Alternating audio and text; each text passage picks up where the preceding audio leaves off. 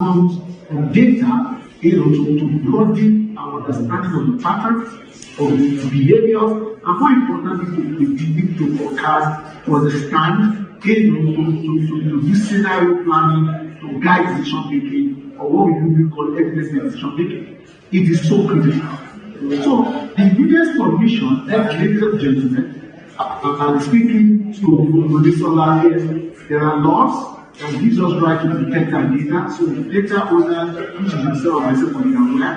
Number two, when data is abused, it leads to a form of data leakage and behavior, which is terrible. And third, data has value. The companies that understand that are currently using that as scale to create value. So that would be my main comment. Thank you. Thank you very much. I see that there are lots of hands, and I will give every one raising of their hands like 30 seconds, because we need to go through the questions so that we can now go into an open forum.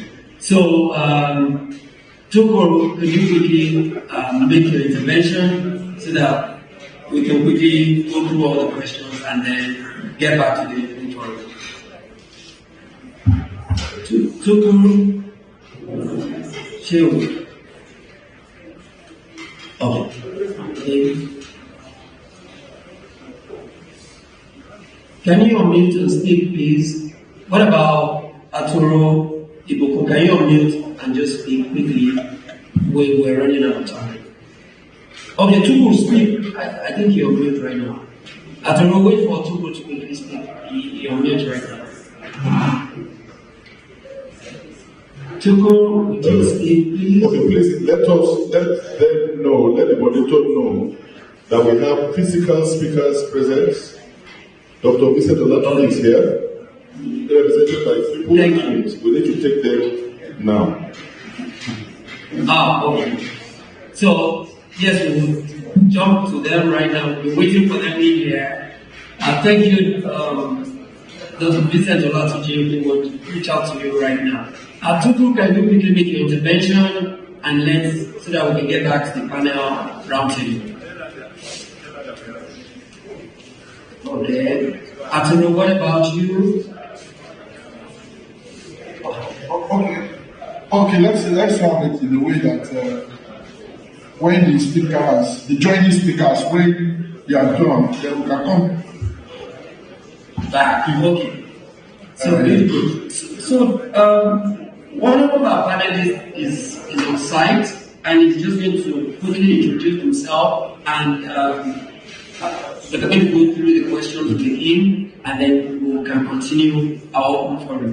So Dr. Vincent, good afternoon and welcome. It's great to have you here. And we know that you are representing the... Thank you very much. Thank you very much. Come back to you guys once we have, because there are questions for you as well. We told the audience to write their questions and then we'll be asking you and round up. So at this point, we would like to invite the representing Dr. Vincent Olatunji, National Commissioner, NDPP, Babatunde Bamigboye, and I think later on we'll have Barrister Samuel Aibu later on. All right, so ladies and gentlemen, let's give a round of applause to Barrister Babatunde Bamigboye. All right. Thank you so much. We would have loved to just have one house, whether for all of us to be online or for us to be physically present here, so that we can all benefit. We missed more part of the discussions. So my name is Babatunde Bamigboye. I represent the National Commissioner and CEO of Nigeria Data Protection Bureau, Dr. Vincent Olatunji.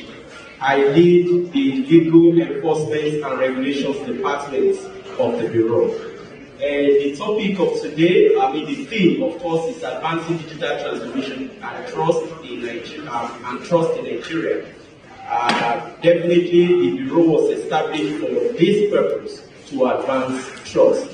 So we have questions that we expect that was our expectation, that the moderator will ask questions from what has been sent to us, and we look forward to answering these questions. At this moment, I also have my colleague here as well, representing Barrister Samuel. I believe he should be able to make his own quick introduction as well. So Mr. Moderator, after his introduction, we can now specifically look at the questions that the organizers sent to us, so that we can wrap this up as quickly as possible. Thank you.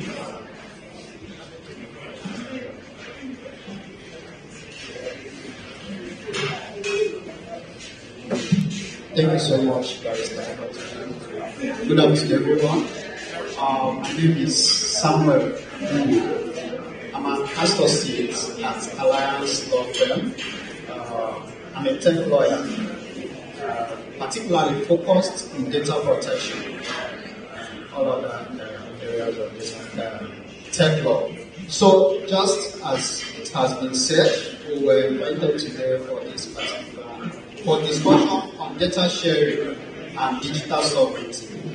My expectation was that there would be a physical discussion and not virtual one. But since things has turned out this way, I am Barrister Babatunde Darangel. We will just be waiting for the moderator who is speaking virtually to ask us questions as has been sent to us on the email, so that we can respond, and also at the same time we can engage our audience who will raise some questions, so that the discussion can start. Thank you.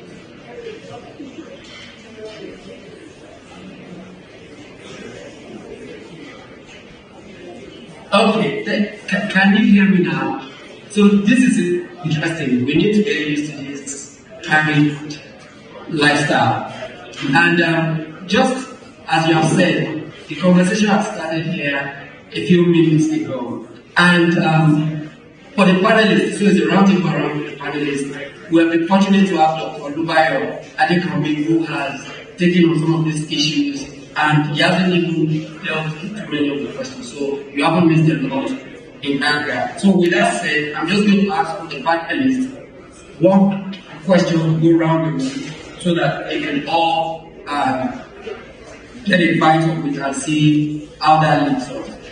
So the first question I have for my panelists, and the panelists are simply synopsis, which basically pitch the issue of data sovereignty, data sharing, vis-a-vis data privacy. How do we bring about the balance? And for an emerging economy like Nigeria, how do we benefit from the value that data carries and to help us get to the desired industrial digital economy, industrialization that we desire? So the first question I have is, how is the data protection and privacy landscape in Nigeria evolving? The challenges, the monetization, the data governance, what do you have to say concerning the data protection and privacy landscape in Nigeria? Panelists can quickly give a bite at this and just get the audience something to think about before we come back to Rachel quickly, if they can do that. Can you hear me? Online, on-site participant, panelists. Thank you so much. Dr. Samuel, okay, thank you. Yeah, thank you so much. I'm not a doctor yet. Yes. So your question is that I should enumerate the challenges facing Nigerian data protection. There are a whole lot of challenges, but I always say this: even the EU that we are always fast to mention, they started from somewhere. Now, when you look at our culture, data protection, things regarding internet hasn't been in our culture. These are things we are just making effort to familiarize ourselves with. Now, having said that, the needs that enacted or issued Nigerian Data Protection Regulation in 2019 And thereafter, through an executive order, the Nigerian Data Protection Bureau were established to ensure the enforcement of Nigerian data protection regulation. Now, when you look at the challenges we are having right now, you will see that the NDPD or the regulator lacks independence to appropriately enforce the true position of the NDPR. There is no law establishing the regulator, that's the Nigerian Data Protection Bureau, just a mere executive order. And then the question goes thus. In an instance that the regulator enforces or decides to penalize an organization, and the organization goes to court questioning the power of the regulator, what will happen or what will be the effect of the regulator? That is one. Now, the second thing is lack of manpower, technical manpower, and also resources to implement the provisions of. Sorry. Am I here? Yes, I can hear you. Fatima, can you please mute?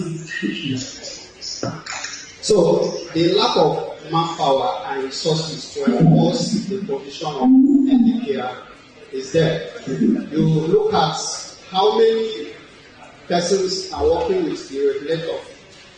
How many of them have sufficient knowledge about data protection, as to help the regulator achieve the necessary enforcement and create the necessary awareness. We also look at their budgets, the financial aspect of it. How much do they have that will, because data protection entails, it requires a high cost for you to achieve the necessary awareness you want. For you to be able to enforce the provisions of the law. It requires the regulators moving from a particular place to another. It requires them going for training, organizing different workshops, leveraging on media to create the necessary awareness. Do they have the necessary resources to do that? Now, coming to the provisions of NDPR.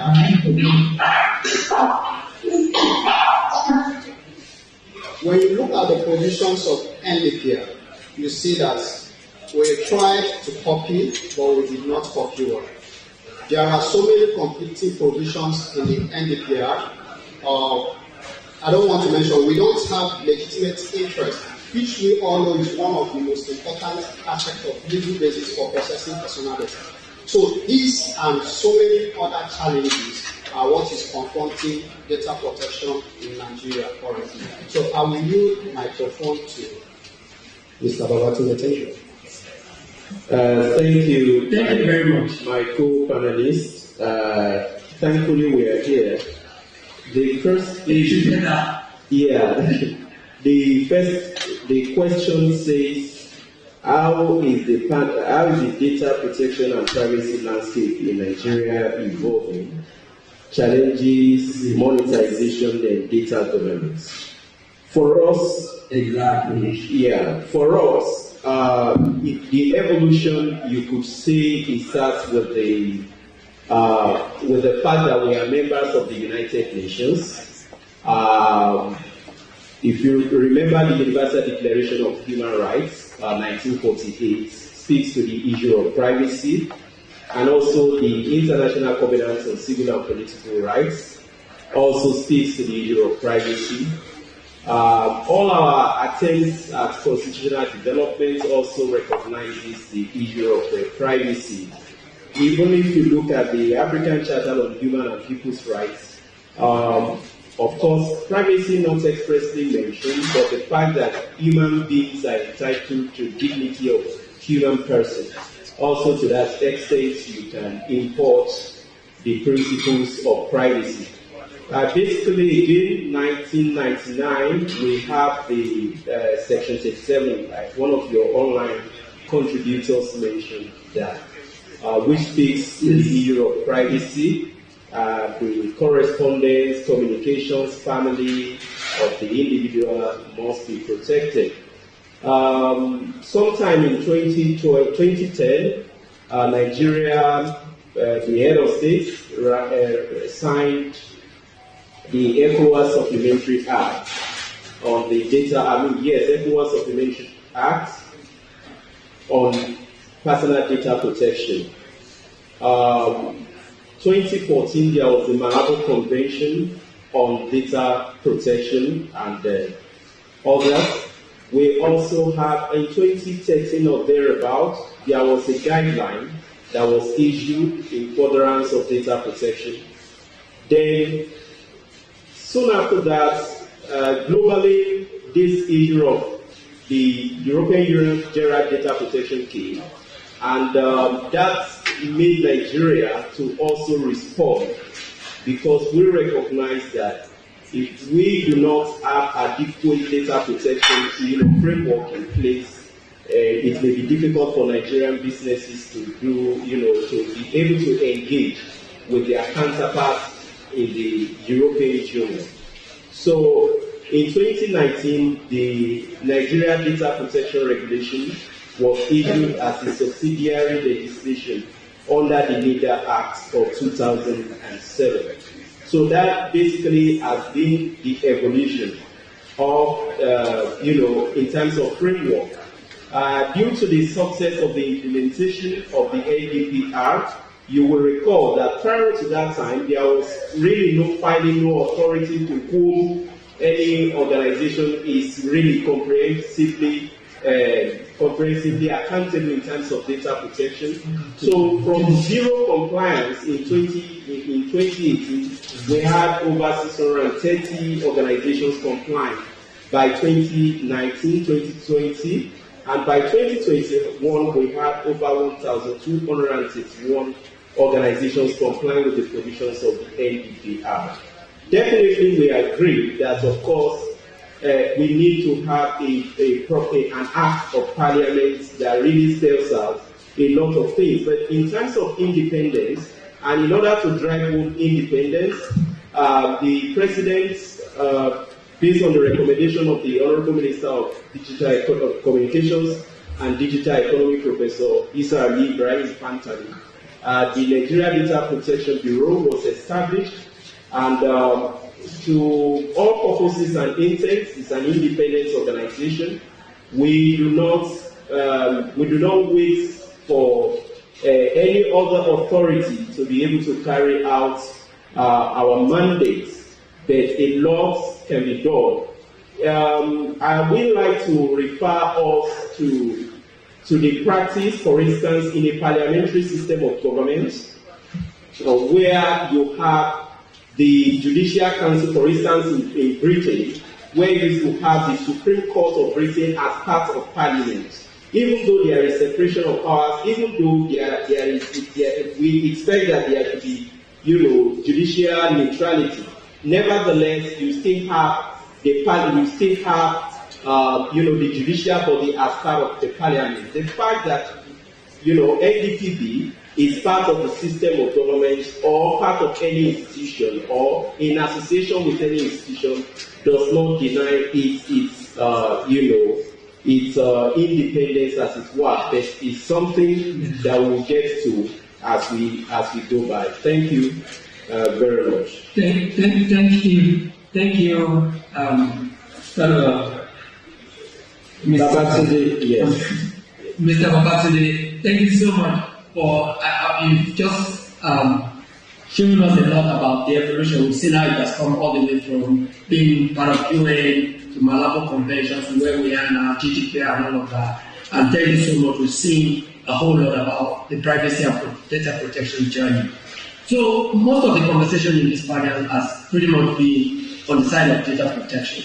So I also would like to introduce one of our final panelists, Dr. Olajide Adebola, to share his own opinion about data privacy and data protection, and he has the liberty to take it in his own direction. However, I want to tell panelists that we really need to be succinct to that point because the time is fast spent and there's a lot of questions to take up. So thank you, Dr. Olajide. Could you quickly try to take one and then introduce yourself to us?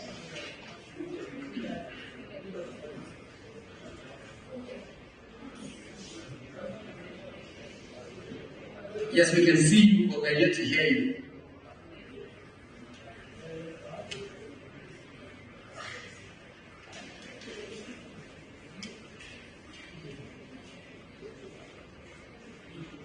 We cannot hear you. Okay. You can hear me now? Yes, I can hear you now. Okay, good. I want to thank the organizers of the Forum Nigeria Internet Governance, the moderator and the co-panelists. It's an opportunity to discuss data sharing as well as digital sovereignty of Nigeria. My contribution will be from a sectoral perspective, which is the health sector.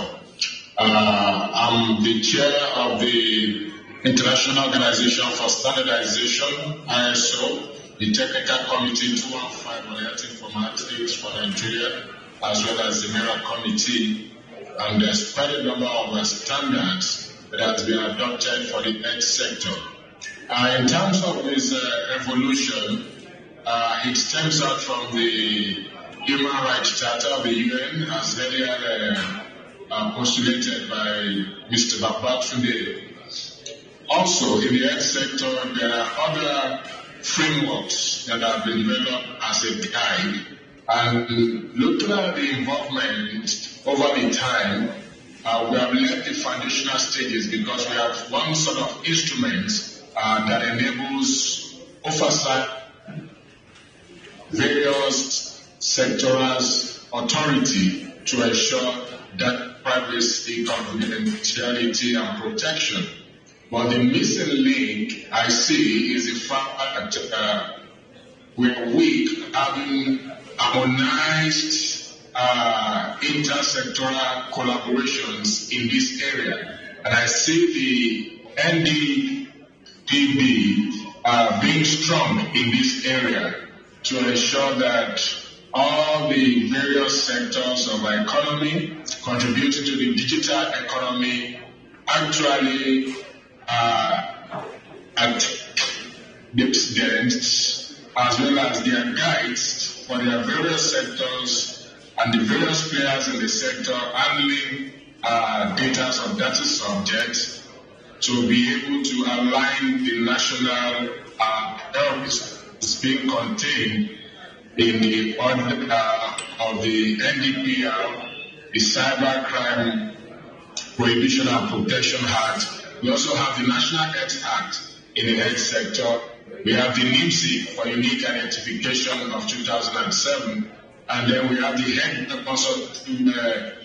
Governance Forum that deals with health data. So one key thing with the evolution so far is the need for bridging the gaps within the various sectoral body responsible for data protection, data sharing within the domain, and that can help in the nearest future from practice to policy to inform further updates of the NDPR as well as the activities of the Data Protection Bureau.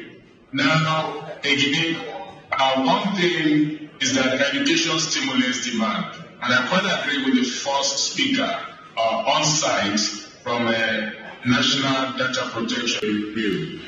Most of the data subjects who go online most data are being processed by data processors or are being hosted by data controllers, either in the paper or in the electronic format, does not even know their right from the left. So it is as actually help stimulate demand for protection as to who have access and where is the data stored, particularly for the health sector. Because when you look at the educational background as well as the socio-cultural background, literate level, not digital literacy now, most of the consumers of health services, you will realize that quite a number of citizens are not literate enough to understand how their data, when collected, is stored, how it is being used, reused, how it's being shared, and when it's shared, who have access. before we start talking about trans-border or cross-border sharing of those health data. And for us in the health sector, there's a lot of research taking place through vertical programs, through disease-oriented prevention programs, etc., and collect population level data out of the country. Efforts have been made at the national level and the Federal Ministry of Health to ensure that such data goes through the approval of the Federal Ministry of Health. But that notwithstanding, now digital technologies, tools are being used to conduct some of these studies, surveys out there. And then sometimes you only get to see the results of such survey, and that's when you know that that particular survey has been conducted by an implementer of the fund, and then you see it published in journals. To the extent, again, that opens us another discussion in talking about our sovereignty digitally is data colonialization and data theft. Is a very subtle way whereby research organizations and funders and agencies within the sector internationally can take away our data without our authorities knowing and then come up with solutions for some of our health problems and then start selling to us at a very high price. And then that makes it again, such services or devices are not affordable and available to the citizens who actually provided those needed information for such research and development. This will be my contributions. One, we need to strengthen interagency and intergovernment actors' collaboration within the information space, primarily related to data.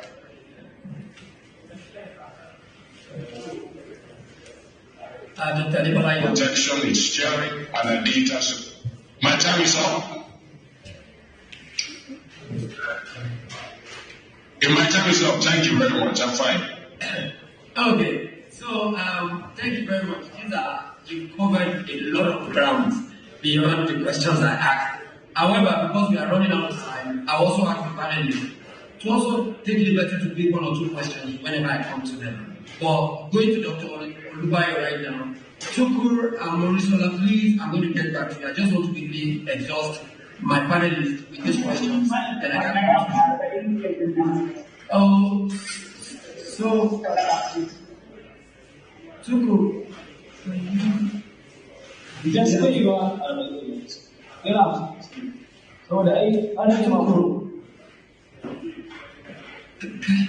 can you mute please? Okay. So, Dr. Olubayo, thank you for being available. Now you've heard other panelists and they chipped in different areas. So my question to you at this point, which something you also mentioned before, it will be around what are the concepts. Okay, no, here's the question I want to ask you. What opportunities and benefits do you think, I think we've talked exhaustively around data privacy, and we've seen the evolution, and we've seen even sectoral approach to data privacy. But do you think we should totally concentrate on data privacy? If we have an agency for data privacy, if you have tools for data privacy, if we have mechanisms for data privacy, but we know that the value of data is in the sharing. So I want to ask you now, irrespective of the notion you have, don't you think some level of effort should be put towards responsible, genuine data sharing that can help us as an emerging economy to build out of this great resource that's suddenly become valuable? Great. Thank you very much. I think building on some of the points have been nicely well said by other panelists. I will speak extensively as a practitioner who has done this for about 2 years about the value of data very this exponential amount of data to solve a problem or to derive a meaningful and suitable inference. I want to talk about big data.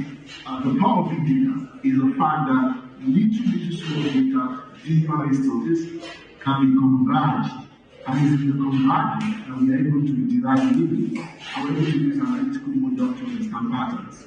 And this is particularly important in the market in which we call emerging markets low resource data AI countries. Why? Because we do not even have data. So there we must look for analytics on data. And this alternative source of data can only happen when we bring together all the little small data here and there, and in sharing, we're able to now have a large pool that we can use to make things. And this is extremely important for social development. And I'm going to use practical examples so that I don't want this conversation to be too long. I'll give an example of what happened on the coach. Perhaps in work IT, working with the Nigerian government sport as they did for epidemiological modeling for predicting COVID spread and all that.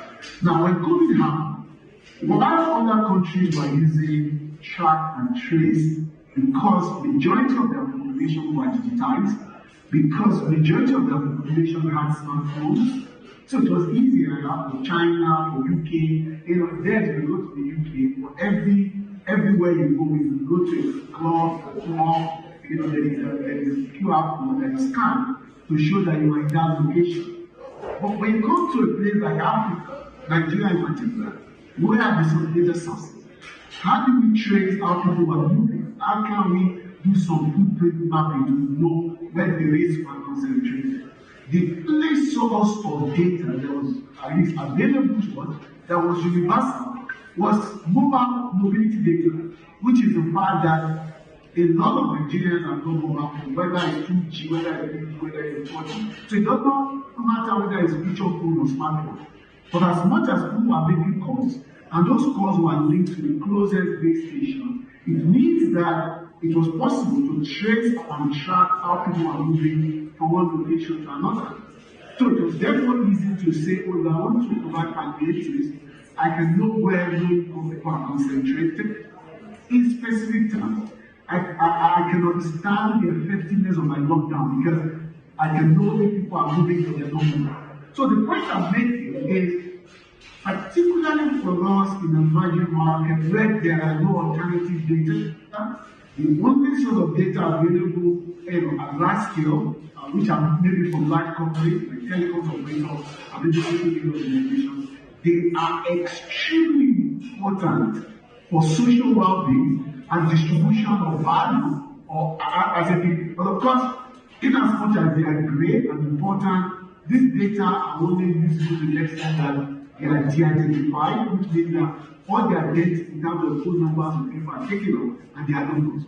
All they are looking for are purely clusters of people to say, X percentage of people left this location in the month and were found in that location. And that for me is where the whole idea of data sharing for social impact begins to make very clear impact in terms of how we can use it as an alternative data or as a proxy data to address some of our social issues in this part of the world. I think I will leave it there just to speak into time. Thank you. Thank you very much, Dr. Olubayo. That was quite on point in my perspective. You really spoke to something I'm passionate about. So our on-site panelists. So the question is, with so much effort and emphasis on privacy and protection, do you think that it's effective if there are no standard ways or mechanisms to ensure fair sharing?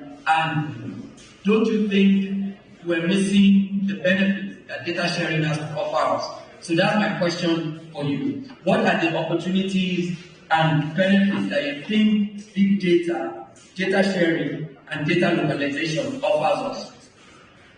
Okay, thank you so much. I want to start on this premise. The Nigerian Data Protection Law does not in any way prevent the sharing of personal data.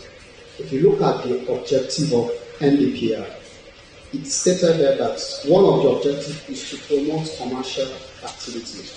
What the law has said or has done is to come in to say that if you must share, if you must process this personal information, it has to be in accordance with certain rules to ensure that the rights and freedom of data subjects are not prejudiced. And that is why the NDPR listed certain principles, saying that if you are going to process personal data, it has to be transparent. You have to be transparent in your processing activities. It has to be fair and it must be lawful. Once you observe this golden rule, then you can share data. In the sense that if I'm aware that you are processing my personal information, it gives me opportunity to exercise my rights. If I'm not comfortable with it, I can exercise right, to ask you to delete the personal information. So that is basically what the law has done. Having said that, I can say that data sharing is not only the lifewire of the digital economy, it is the lifewire of commercial activity. Because according to European Union Commission reports of 2020, they said that the volume of data generated in the world is growing exponentially from 33 zettabytes to an expected 175 zettabytes in 2025. But that for the value of the data to be unlocked, it has to be shared. There must be a way the data has to be shared or has to be processed from one person to another. And when you look at it, you see that sharing personal information helps to engineer innovation in the area of health, in the area of supply chain, humanitarian services, and even commercial activities.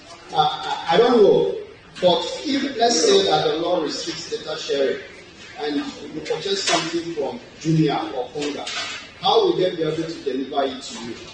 How will businesses be able to, examine the performance or the behavior of their customers and be able to channel their products in a way that will satisfy their customers? So these and many more are the advantages of data sharing and big data. Now, for data localization is a different thing. I understand that it has advantages. For me, one of which is that it can help to develop or grow local economies. But to an extent, I'm not a fan of data localization, because for every good point to make about it, there are several counterpoints or several points to counter it. In as much as people are saying that data localization is there to help secure personal information or to protect privacy, on the other side, when you localize personal information, you give government more access to personal information. And that has potential to repress the fundamental rights of data subjects, such as the right to privacy, because it's going to increase surveillance, the right to freedom of speech, and all of that. So we have to look at this from a holistic perspective and be able to create a middle ground for all of it. Thank you so much. Thank you, the moderator. In addition to what he has said, there is benefit in sharing data. Definitely, that is where the value, we can maximize the value. Your personal data, even address with you, has value, but to get the optimum value from it, it has to be shared. The principles, of course, that you must have regard to in processing this data, in sharing, you look at is it you follow the principle of accuracy, transparency, lawful basis, data storage, limitation, integrity, security of data, confidentiality. You look at those principles. Once you have satisfied these principles, you also look at the basis, the lawful basis upon which you are sharing this data. And of course, you have a number of principles. I recall the other time my co-panelists mentioned the issue of legitimate interest. Well, of course, that's correct. We do not have legitimate interest principle as a basis for sharing data in Nigeria under the NDPR, particularly on the part of data controllers. But we rely on some other grounds by which you can share data or process data for the purpose of sharing.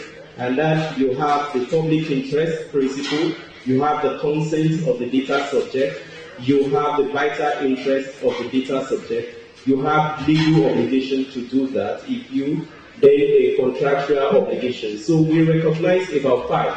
Why we do not recognize legitimate interest is because it has to be defined.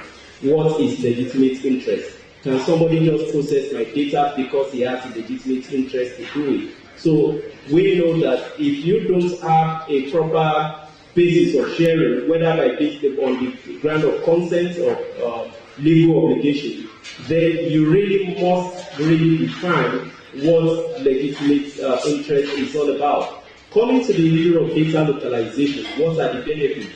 Indeed, there are benefits to data localization, but to every choice that you make in terms of data governance, there are also downsides you have to look at.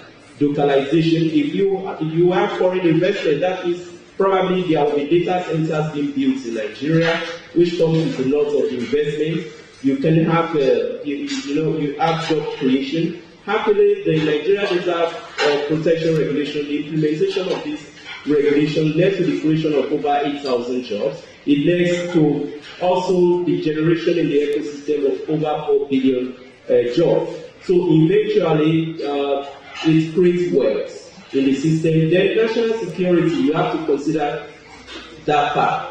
That your data, for instance, is located outside Nigeria and there is an issue with that, how do you ensure that you are still able to carry out your functions? For instance, the health sector, if you are operating your system based on cloud, and that cloud is located outside your country, how can patients access these services, your medical services, if there is an issue between Nigeria and the other states? So you need to be able to do classification of data, what data you are going to localize between Nigeria and the other data that you can share. So these are the conversations that we are having. Luckily, at this moment, we are considering the draft bill, we are drafting a bill on Nigeria Data Protection Regulation, or to have a personal data act.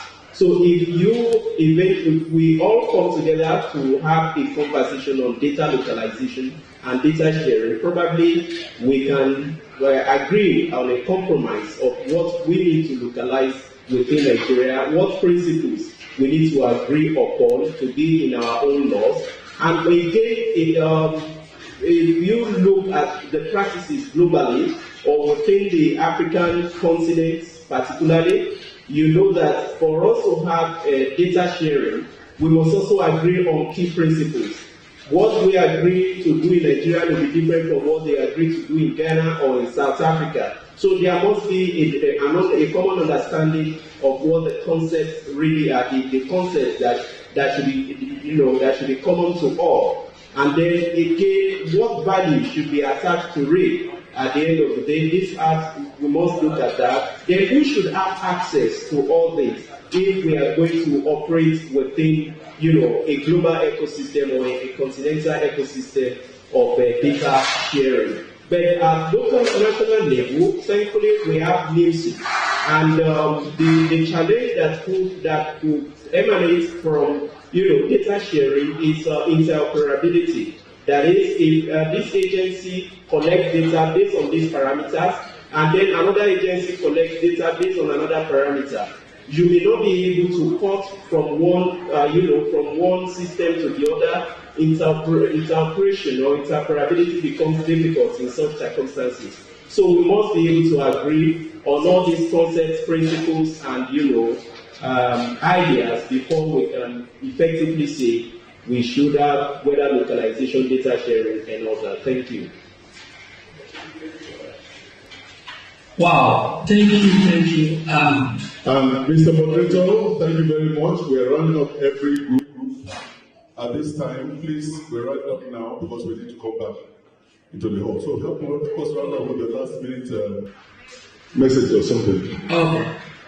So, yes, my audience, first of all, thank the panelists for doing such a remarkable work to some of these opinions and questions that have been asked of them. They've answered it, and I hope that audience can go to them and try to find out more because we have great resource persons.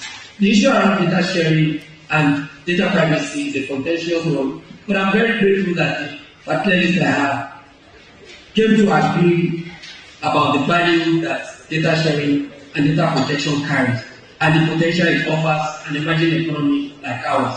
So at this point, I just want to round up this session by also encouraging if there's any panelist that has the last word to quickly chip in, and then we can hand it over to the coordinator of the session. Okay. I will take my hand just to make some quick comments, and I can go ahead. Go ahead, please. Good. Just as it's been said, I think I'll really focus on the power of data sharing, and I think from a regulatory perspective, the Nigerian Data Act protection actually provides what we call right to data portability, which means that individuals can move their data to wherever they want it to be. That's where it gets valid. For many of us who are familiar with what we call open banking, for example, you want to collect a loan from bank A, and you've been doing you have bank history with bank B and C. You can request bank B and C to supply all the data you have with bank A, so that bank A will not take you as a new customer, and they can use that historical data to make informed decisions about you. And of course, those are the things that generate a lot of economic power in the developed world, where data and shared access allows for a lot of value creation. The second point I want to make is the rule on all data gravity. And that is based on the fact that data and applications are always attracted to each other. So what that means is like objects being the attraction between objects based on the law of gravity. As data sets grow larger and larger, they become more difficult to move. So data applications and processing power must move to where data resides. So if data are in Nigeria, what it means is that the computing power that we need must come to Nigeria. And that's the opportunity for us to now building our own data centers so that all the processing powers can be within the country. So the likes of Google, AWS, Microsoft can find reasons to build in Nigeria.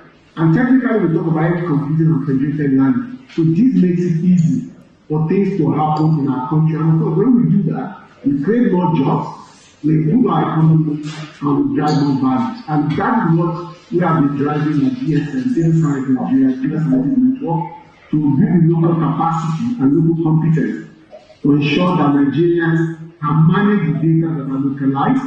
Nigerians have the right skill set, have the right capability to translate our data into applications. And that is our commitment.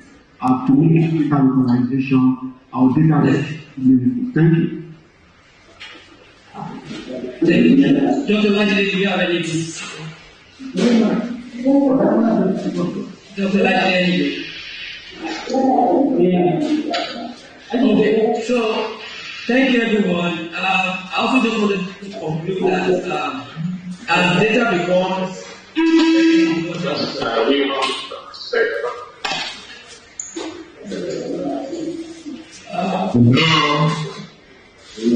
okay, go ahead, please. Yeah.